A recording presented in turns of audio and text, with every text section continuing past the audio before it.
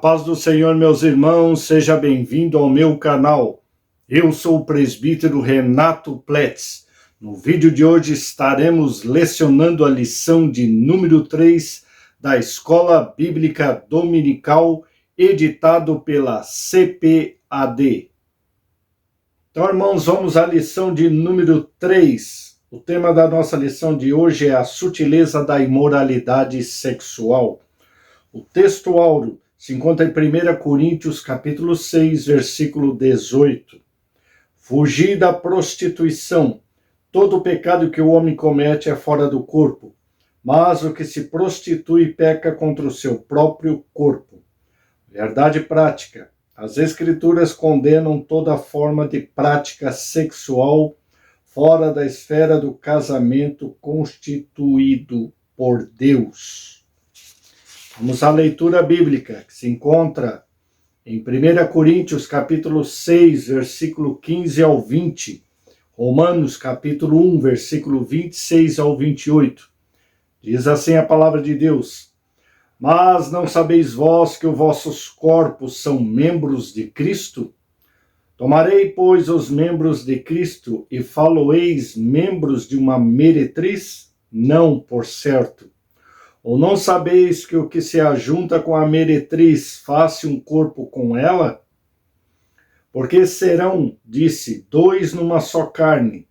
Mas o que se ajunta com o Senhor é um mesmo espírito. Fugir da prostituição. Todo pecado que o homem comete é fora do corpo, mas o que se prostitui peca contra o seu próprio corpo. Ou não sabeis que o nosso corpo é templo do Espírito Santo, que habita em vós, proveniente de Deus, e que não sois vós de vós mesmos, porque fostes comprados por bom preço. Glorificai, pois, a Deus no vosso corpo e no vosso espírito, os quais pertencem a Deus. Romanos capítulo 1. Pelo que Deus os abandonou às paixões infames, porque até as suas mulheres mudaram o uso natural, no contrário à natureza. E semelhantemente também os varões deixaram o uso natural da mulher, se inflamaram em sua sensualidade uns para com os outros, varão com varão, cometendo torpeza e recebendo em si mesmo a recompensa que vinha ao seu erro. E como eles não se importaram de ter conhecimento de Deus, assim Deus os entregou a um sentimento perverso para fazerem coisas que não convêm. Então parece que o apóstolo Paulo está escrevendo para os dias de hoje, mas praticamente aí há 2000 anos atrás. Imagina nos dias de hoje como está a sociedade. Introdução. Nessa lição abordaremos questões relacionadas à sexualidade. Destacaremos que a revolução sexual provocou grandes mudanças na forma como a sexualidade era vista e praticada no Ocidente. Práticas antes vistas como pecaminosas e até mesmo criminosas passam a ser tratadas com naturalidade e normalidade. Por exemplo, sexo antes do casamento e entre pessoas solteiras, que era visto como fornicação, passou a ser uma prática cada vez mais aceita e tolerada. Da mesma forma, o adultério, que já foi tratado como crime, também passou a ser visto com a naturalidade, bem como a normalização da homossexualidade. Tópico 1.1. A revolução sexual, um novo paradigma para a sexualidade. O paradigma judaico-cristão moldou a cultura ocidental durante séculos. Dentro desse modelo cultural, os valores morais prevalecentes eram aqueles extraídos da Bíblia ou inferidos a partir dela. Nesse aspecto, a sexualidade humana era vista como algo sagrado e, portanto, deveria ser exercida dentro dos parâmetros estabelecidos por esse modelo. Dessa forma, as relações sexuais deveriam ser heterossexuais e monogâmicas, não sendo consideradas normais ou aceitas nenhuma outra forma de expressão sexual. Havia, portanto, uma visão conservadora sobre a forma como a sexualidade deveria se expressar. Então, como o autor disse aqui, o Ocidente, por ter costumes judaicos e cristãos através da Bíblia Sagrada, moldou a sociedade com esses costumes. Então, certas coisas que nós vimos hoje, a Bíblia Sagrada não aceita esses paradigmas, e nós, como cristãos, nós devemos viver como a palavra de Deus nos ensina, não como a sociedade está nos dias de hoje. Por isso que existe muito esse choque de cultura. Nós vamos aprender nessa lição que o que eles querem nessa revolução é uma revolução cultural, acabar com qualquer tipo de conservadorismo cristão ou judaico. Tópico 2, a quebra de um tabu. A partir dos anos de 1960, o Ocidente passa por grandes mudanças sociais. Os movimentos de contestação, principalmente da moral cristã, ganham cada vez mais visibilidade. Com a chegada da TV, a contracultura chega com muito mais força e de uma forma muito mais presente nos lares. Quero trazer um exemplo aqui de Woodstock, em 1969. Foi ali um símbolo da contracultura. Praticamente 500 mil pessoas se reuniram ali em Betel. Parece que é uma afronta a Deus, que nós sabemos o significado de Betel, que é a casa de pão. Então pegaram uma fazenda, eles achavam, aqueles jovens que se reuniram, que iam fazer ali um festival para 25 mil pessoas. Apareceram 500 mil pessoas. E o que eles imaginavam em fazer aquilo ali? Era uma revolução cultural. Eles contestavam os valores culturais, ou seja, contra a ideia da família americana dos anos 50. Qual era a família americana dos anos 50? É uma família cristã, que tinha o pai, a mãe, os filhos, o consumismo de ter uma casa, um carro, um bom emprego. Era isso que era a família tradicional americana. Uma sociedade que foi muito abençoada por Deus, porque a maioria eram cristãos e guardavam os mandamentos do Senhor e eram conservadores da palavra. Então essas pessoas, através desse festival, tentavam contestar essa ideia de família americana. Então isso começou na década de 60, a existência de movimentos dos trabalhadores. Olha que interessante, movimento dos trabalhadores. Pessoas que estavam ali dizendo que estavam lutando pelos direitos dos trabalhadores. Também o movimento gay e de lésbicas e feministas. Agora eu te pergunto, será que isso ajudou a nossa sociedade, esse tipo de festival que tem tentado destruir esta cultura da família americana? Também tem o movimento hippie, que queria liberdade sexual e o uso de drogas. Eles acreditavam que a droga ia abrir a sua mente. Será que lá na Cracolândia, lá em São Paulo, ou qualquer ponto de droga ali na sua cidade ou no seu bairro, será que é um lugar ali de pessoas inteligentes?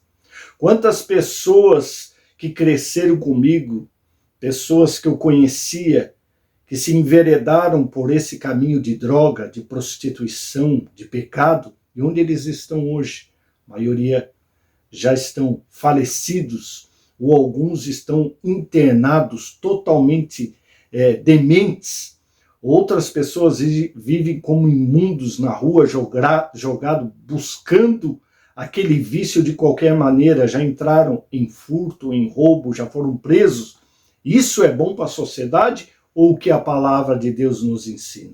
Eu digo para você, eu prefiro ficar com a palavra de Deus, porque o nosso Deus é amor, ele quer o melhor para as suas criaturas, para os seus filhos. Então, quando ele diz que é para a pessoa fazer tal coisa, abandonar certas práticas, não é porque ele seja um ditador, mas é porque ele sabe a tragédia que vai acontecer através daquilo. Então, a partir de 1960, através do movimento hippie, que começou essa desgraça a se espalhar por todo o mundo. Então nós vimos também, os historiadores observam, por exemplo, que a contracepção e a nudez em público e outras formas alternativas de sexualidade, bem como legalização do aborto, foram fenômenos que começaram a ganhar força nas sociedades ocidentais a partir dessa época. Nudez em público. Eu vou botar aí fotos de uma moda de praia de 1910. Agora eu vou botar também de 1920, 1930 e depois 1940 e diante, a nudez começa a prevalecer. A gente vê que essa cultura tirou a roupa das pessoas. Hoje, um cristão verdadeiro, ele não tem como ir à praia. Por quê? Porque ele vai ver cenas de nudez. A mesma roupa que a sua esposa usa para você lá no seu quarto, às vezes ela usa uma roupa muito menor para ir à praia.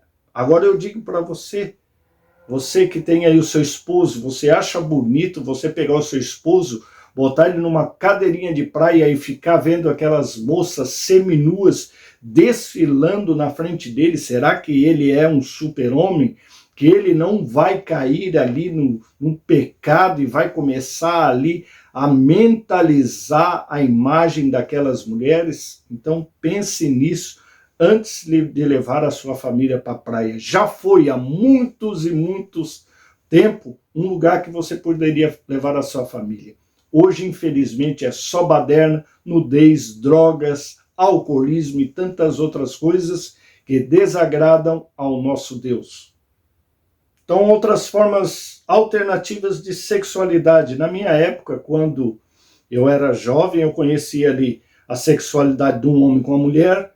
Já existiam pessoas, homem com homem, mulher com mulher, mas hoje já está todas as letras do alfabeto, a gente já não consegue mais identificar a sexualidade de uma pessoa. Agora eu te pergunto, aonde a sociedade vai chegar?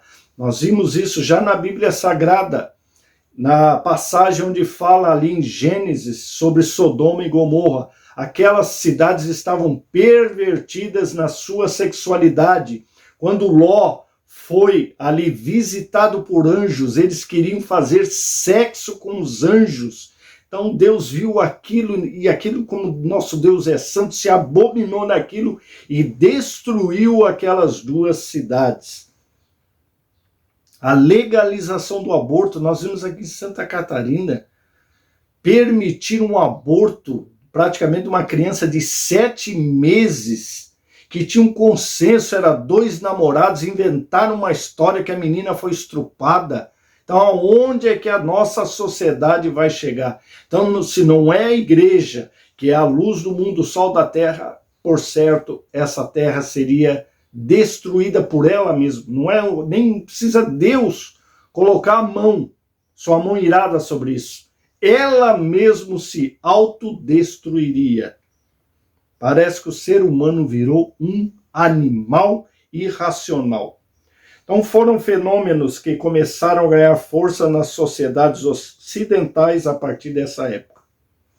Então, dessa forma, a sexualidade, conforme defendida pelo cristianismo, passou a ser considerado um tabu a ser quebrado.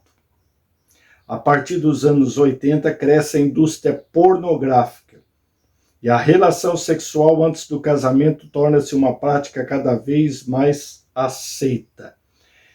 Então nós vimos que a palavra fornicação que tem na Bíblia, que é uma relação sexual antes do casamento, é uma relação sexual ilícita, um pecado que viola o 7º mandamento, que protege a integridade da família.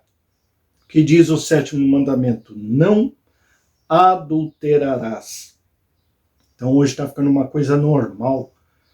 Às vezes quando eu digo, alguma pessoa pergunta para mim, quantos anos, Renato, você está casado? Eu digo, eu sou casado há 28 anos. Eles dizem, com a mesma esposa? Sim, com a mesma esposa. É um absurdo. Na época, o meu avô morreu com 102 anos, sempre casado com a mesma mulher.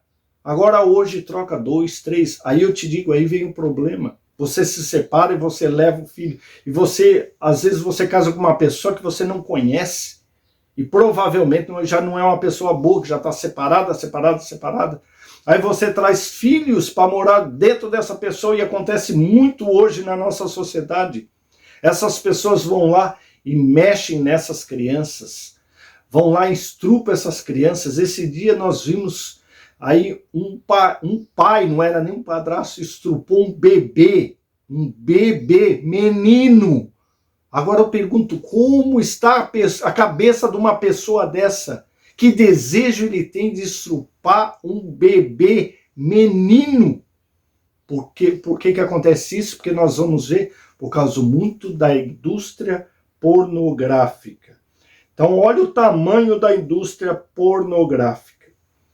Elas faturam mais que o beisebol americano, mais que o futebol americano e mais que o basquete americano juntos. Olha o dinheiro que é arrecadado com esses 3 esportes nos Estados Unidos. E a indústria pornográfica arrecada muito mais. A cada 39 minutos é lançado um filme pornô. A indústria pornográfica tem mais acessos na internet que Netflix, Amazon e Twitter juntos. Olha a quantidade de pessoas que caem nessa malha da pornografia. 20% dos homens admite, agora tem aqueles que não vão admitir, mas 20% admitiram em pesquisas através do telefone que assistem a sites ou a filmes pornográficos. Mas as mulheres não estão longe. 15% das mulheres admitem que usam materiais pornográficos. A indústria pornográfica no mundo, ela arrecada 4,9 bilhões de dólares por ano. Então, Satanás está contente com essas pessoas. Pessoas que têm escravizado milhares e milhares de pessoas. Infelizmente, isso tem entrado através de um computador, através do próprio celular, através de grupos. A pessoa manda ali uma foto, daqui a pouco manda um filme, daqui a pouco, se o cristão não vigiar, ele pega aquilo ali e ele se vicia. Já foi provado através, uma vez que eu vi de sites de psicologia, que a própria pornografia, ela vicia o seu cérebro. A pessoa se torna um viciado naquilo ali. Por isso que ela consome cada dia mais pornografia. A relação sexual entre pessoas solteiras, o relacionamento extraconjugal e a homossexualidade passa a ser vistos com mais naturalidade. Não é uma coisa natural. Não é uma coisa que Deus criou. O adultério, o relacionamento homossexual, uma coisa natural. Eles querem impor, através de leis, através do judiciário corrupto, através de políticos corruptos, que isso é uma coisa natural. Mas aquele que vive conforme a palavra de Deus, ele sabe que isso não é natural. Deus criou homem e mulher. Deus criou macho e fêmea. Deus não criou Adão e Ivo. Deus criou Adão e Eva. Então a gente vai ver que existem comportamentos que a pessoa ela se desvia desse comportamento, entrando nessas práticas que Deus não se agrada. Então, o tópico 2, as principais distorções da sexualidade sadia.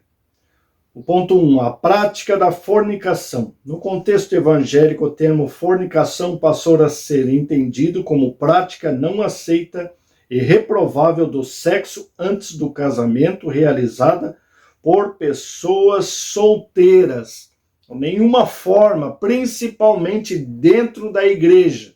A pessoa pode estar dentro da igreja fornicando, o que é uma pessoa solteira fazendo sexo, talvez com outra pessoa solteira ou com uma pessoa casada. Isso é errado, isso é pecaminoso, e as pessoas que cometem esses atos sexuais não poderão entrar no reino de Deus. Então nós não podemos aceitar essas práticas. Nós vemos aí até hoje eles criando igrejas para esse tipo de coisas. Contudo, o termo grego usado no Novo Testamento é porneia, que vem aqui de pornografia, que dá origem às palavras já cunhadas na língua portuguesa, como pornô, pornografia e etc. Nós vemos algumas livrarias cristãs que têm se preocupado com esse tema. Deus tem levantado homens e mulheres para escrever livros por obreiros, pastores, homens e mulheres que estão caindo nesse vício da pornografia. Então nós podemos fugir da prostituição como fez José. Então possui aqui um sentido muito mais amplo essa palavra porneia. Então significa qualquer tipo de ato sexual considerado pecaminoso, incluindo adultério, prostituição, impureza, fornicação. Na verdade, porneia classifica as palavras prostituição e fornicação como sinônimas. Em 1 Coríntios 6:18, Paulo usa o termo com os sentidos de fornicação e prostituição, considerando como prática pecaminosa e extremamente maléfica para a vida cristã. Então, essa semana nós tivemos aí um caso de um médico anestesista que estava molestando, estrupando uma paciente tendo um parto. Olha a mente podre de uma pessoa dessa. Médicos, enfermeiros ali, ele se tampa, tira ali o seu pênis e coloca na boca de uma paciente que está ali para ter um filho. A pessoa não respeita. Agora eu te pergunto, um camarada desse não podia pegar uma prostituta na rua? Ele não tem condição de pegar uma mulher, ele tem que pegar uma mulher que está ali indefesa, ali anestesiada. Isso é o que, irmãos? Pessoas que se afastaram das sagradas escrituras e que estão abominando o nosso Deus. Mas isso é culpa dessas pessoas que são a favor dessa revolução contra a família, contra Deus e contra a palavra própria. No Romanos, nós vamos ver que Deus abandonou. Olha aqui, ó. Romanos capítulo 1, versículo 26. Pelo que Deus os abandonou a paixões infames, porque até as suas mulheres mudaram o uso natural, no contrário à natureza. Então Deus vê naquela abominação, vocês querem viver uma vida sem mim? Quer dizer que eu não existo, que eu sou uma pessoa ruim, um Deus ruim? Então vocês vão viver da forma que vocês querem. Agora eu quero ver aonde é que vocês vão chegar com essas práticas. Como eu disse aqui, eu já fui um alcoólatra, Deus me libertou, estava com meu casamento destruído. Mas através da Bíblia Sagrada e ouvindo os seus ensinamentos, Jesus me ensinou o que eu deveria fazer para reconstruir o meu casamento e ter uma família abençoada, e Ele quer fazer isso também com a sua família. O adultério, tópico 2, não é crime, mas é pecado. O adultério já foi crime pela legislação brasileira até a revogação da lei que o regulamentava. Então, antigamente era crime você ser um adúltero. Hoje não. Por quê? Porque muitos que estão ali com a caneta na mão são adúlteros. Então, não, vamos tirar essa lei aqui, senão daqui a pouco eu sou preso. Então, às vezes, você como cristão, você vai chocar com as leis dos homens. Então, a lei liberou. A lei do homem liberou. Posso ser um adúltero agora. Não é mais crime. Mas a palavra de Deus, que é a mesma hoje e eternamente, essa me condena. Então, eu vou continuar com a palavra. Entre as leis dos homens e a lei de Deus, eu vou sempre ficar com a lei de Deus. Hoje não é considerado mais um crime, contudo, à luz da Bíblia, não deixou de ser um pecado. A Bíblia Sagrada reprova veemente a prática do adultério. Quando o rei Davi adulterou com Batseba, o profeta Natã, amando de Deus, condenou de forma dura seu ato pecaminoso. Na literatura sapiensal, especialmente os provérbios, sobejam as advertências contra essa prática. Jesus e seus apóstolos condenaram o adultério. Vamos ver Mateus capítulo 5, versículo 31 ao 32 e 1 Coríntios capítulo 6, versículo 10.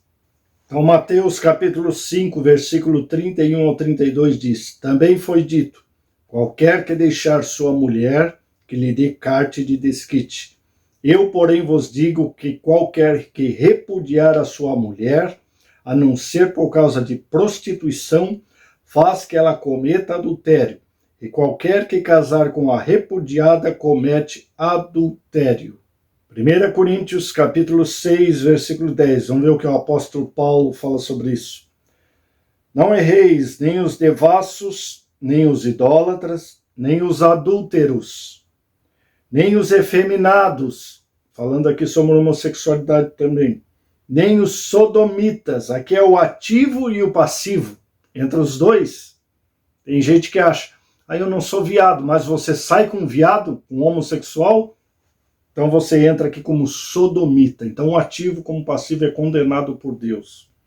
Nem os ladrões, nem os avarentos, nem os bêbados, nem os maldizentes, nem os roubadores herdarão o reino de Deus. Então quando eu bebi, eu vi aqui, nem os bêbados. Então eu estava no mesmo caminho que todos esses estavam aqui. Eu era considerado como idólatra, adúltero, efeminado, sodomita, ladrão, avarento, maldizente, roubador, entrarão no reino de Deus. Então, quando eu li isso aqui, eu vi que eu estava no caminho errado, e eu me arrependi dos meus pecados, e Jesus me transformou, me purificou dos meus pecados. Tópico 3, homossexualidade, uma contradição da ordem natural. Os cristãos que têm a Bíblia, sua única regra de fé, compreendem a homossexualidade como um comportamento adquirido, não como um determinismo biológico. Não há nenhum dado científico confiável que diga que a homossexualidade seja genética. Em outras palavras, não há como dizer que alguém nasce homossexual. Como eu disse, Deus criou homem e mulher, macho e fêmea. A homossexualidade é um comportamento adquirido e vários fatores fazem parte desse processo. Por exemplo, o caso dos gêmeos idênticos comprovam isso. A realidade tem mostrado, e as pesquisas confirmam, que há gêmeos em que um é homossexual e o outro não. Se a homossexualidade fosse genética, isso jamais aconteceria. Em outras palavras, os gêmeos seriam homossexuais, pois possuem a mesma constituição genética. Então nós vimos aqui experimentos que eles fizeram com irmãos que eram gêmeos idênticos, um era homossexual e outro não. O que provou? Que foi adquirido aquele tipo de comportamento. Nós vimos isso também, eu já vi muito isso. Vamos dizer assim, uma pessoa passou por um trauma, ela foi estrupada, às vezes, por um padrasto, alguém da família, ou até pelo próprio pai, uma moça.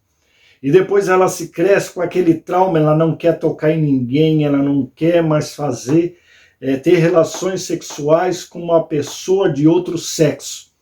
Aí ela começa a entrar nesse viés homossexual, a ter relações sexuais com pessoa do mesmo sexo. Então nós vimos que ela, através daquele trauma, ela se desvirtuou, ela se desviou o seu comportamento. Então, se a gente for estudar bem, cada caso a gente vai ver o porquê, de alguma forma, essa pessoa desviou o seu comportamento sexual. Assim, os cristãos conservadores que amam a palavra de Deus e o corpo de Cristo entendem que a reprovação da prática homossexual se dá por conta de estar sendo contrária à ordem natural da criação, conforme registrada na Bíblia, e não é um fruto de preconceito. Como eu já li aqui, Romanos capítulo 1, versículo 26. Pelo que Deus os abandonou às paixões infames, porque até as suas mulheres mudaram o uso natural, no contrário à natureza. Não estavam mais tendo relações sexuais com outros homens, mas com mulheres. E semelhantemente também os varões, deixando o uso natural da mulher, se inflamarem sua sensualidade, um para com os outros, varão com varão, cometendo torpeza e recebendo em si mesmo a recompensa que convinha do seu erro. Então a Bíblia é bem clara sobre esse tema. Tópico 3, o padrão bíblico para uma sexualidade sadia. O sexo atende uma necessidade da criação. Uma das principais razões da prática sexual está associada à procriação. Deus disse para o primeiro casal se multiplicar e encher a terra. Sem a procriação não haveria perpetuação da espécie humana. O sexo, portanto, atende a uma necessidade premente da criação. Então, irmão, se a procriação não foi feita entre sexos opostos, ela não vai acontecer. Não tem como uma criança nascer de duas mulheres ou de dois homens. Então, o primeiro intuito de Deus em criar o sexo foi que a humanidade se multiplicasse. Então, se nós tivéssemos uma sociedade entre pessoas do mesmo sexo, ela já teria sido exterminada naturalmente. Aquela ideia de Mulher Maravilha, das Amazonas, se fosse só mulher numa tribo, passaria uma geração, ela já estaria terminada. Ela precisaria de homens. Mesmo odiando os homens, as Amazonas precisavam conquistar homens, mesmo que fossem escravos sexuais, mas trazer para suas tribos para que elas se multiplicassem. Tópico 2, o sexo como complementação e satisfação. Então, além da procriação, o sexo deve atender à necessidade de complementação e satisfação. A Bíblia não condena a prática sexual, como muitos antigamente acreditavam, quando ela é experienciada dentro dos limites que o Criador estimulou, o casamento.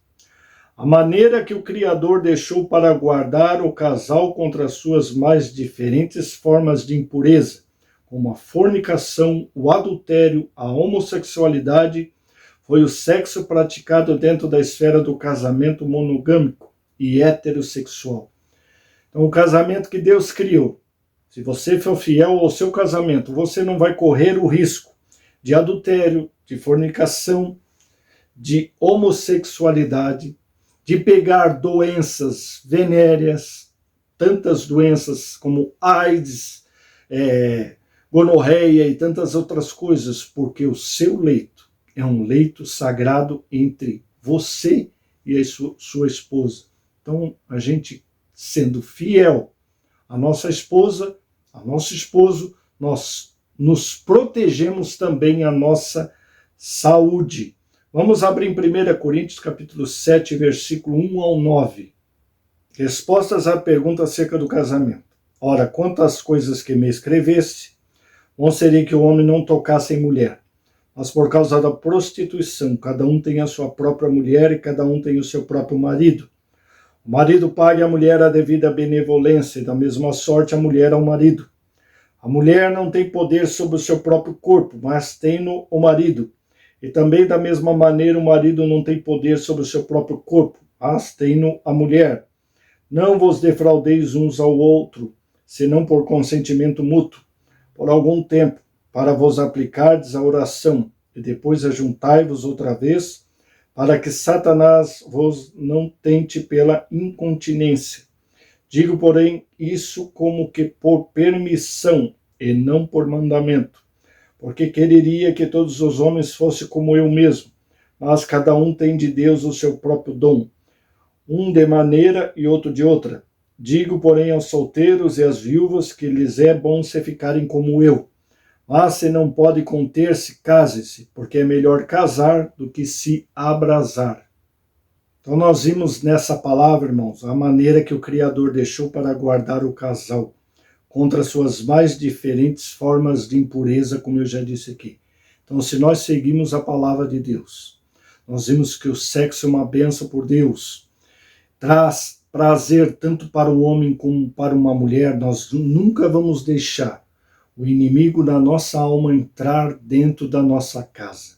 Então você, meu irmão, você, minha irmã, você tem que se preocupar que seu parceiro também tenha um prazer sexual. Contudo, convém dizer que o sexo no casamento não deve ser visto como um fardo. Ai, meu Deus, lá vem aquele homem de novo.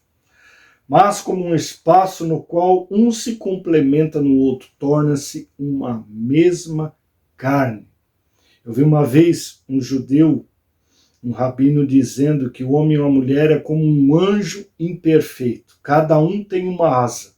Mas quando os dois se tornam uma mesma carne, eles se tornam um anjo com duas asas. Também não deve ser visto apenas como um dever ou uma obrigação, como era antigamente aqueles casamentos feitos ali pelos pais. Deve ser feito com amor, de forma que o casal se sinta satisfeito e realizado. Tópico 3. O pastoreio cristão e a prática homossexual. Mesmo reprovando o comportamento homossexual, por ser incompatível com os valores cristãos, a igreja não deve de forma alguma deixar de enxergar a pessoa do homossexual como alguém que foi feito à imagem e à semelhança de Deus, e que, portanto, também por ele é amado, mesmo que tenha sido desbotada pelo pecado. Contudo, nenhum homem ou mulher deixou de ser a imagem de Deus, e como tal deve ser visto e respeitado como pessoa. A igreja, portanto, não deve rejeitar o homossexual, como não deve rejeitar as demais pessoas que agem de forma contrária aos valores cristãos. Todavia, por acreditar que a homossexualidade deve ser vista como comportamento adquirido e que, como prática, se afasta daquilo que preceitua a Bíblia sobre a correta expressão da sexualidade, ensina e ordena o abandono e a abstinência da prática por parte daqueles que se converteram à fé cristã. A igreja crê e defende que qualquer forma de expressão sexual fora do casamento ou praticada por pessoas do mesmo sexo é mostrada nas Escrituras como pecaminosa. Por outro lado, acredita que o Evangelho é poderoso para transformar todo o que crê em Jesus como Salvador, e isso inclui os homossexuais. Então nós não temos raiva de ninguém, desse ou daquele pecador. Se ele pratica ou não o pecado, nós não somos a favor, como diz a Bíblia, daquele comportamento.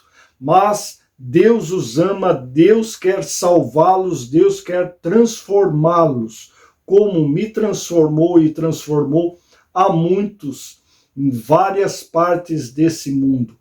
Então você que é homossexual, você que é um adúltero, um fornicador, Deus te ama.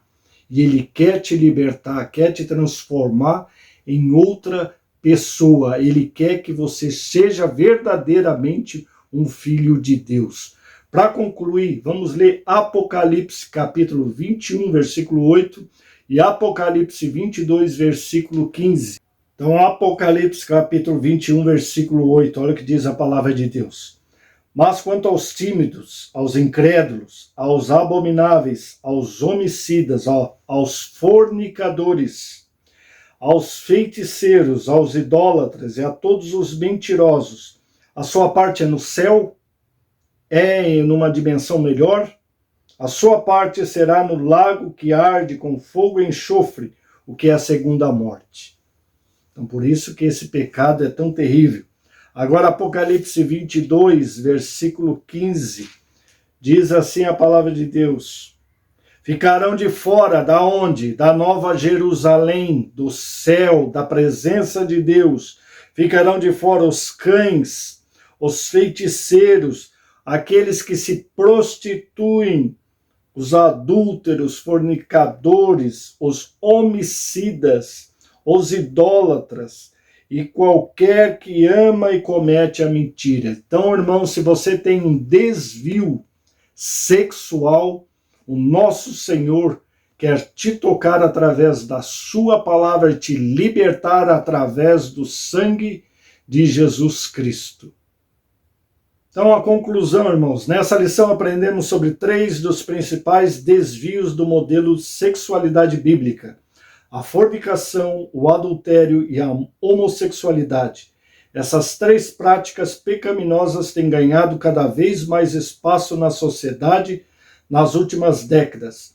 Muitos crentes têm negligenciado o ensino bíblico e também se rendido a essas sutilezas pecaminosas. Qualquer prática sexual fora do modelo bíblico traz consequências morais e espirituais. Deus quer que vivamos o sexo no padrão por ele estabelecido, o que de fato vai nos fazer realizados e plenificados.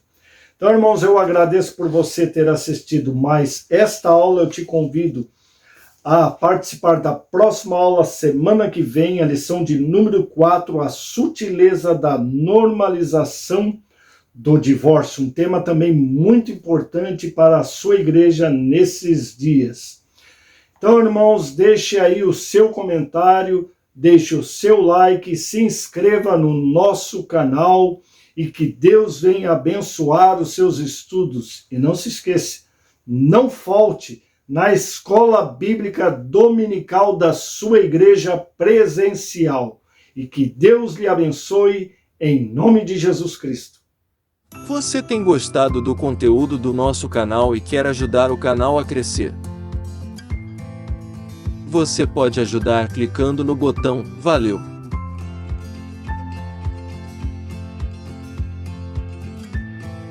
Você pode agradecer o canal com R$2, R$5, R$10 ou R$50. Seja um apoiador do canal. Agradecemos por seu apoio.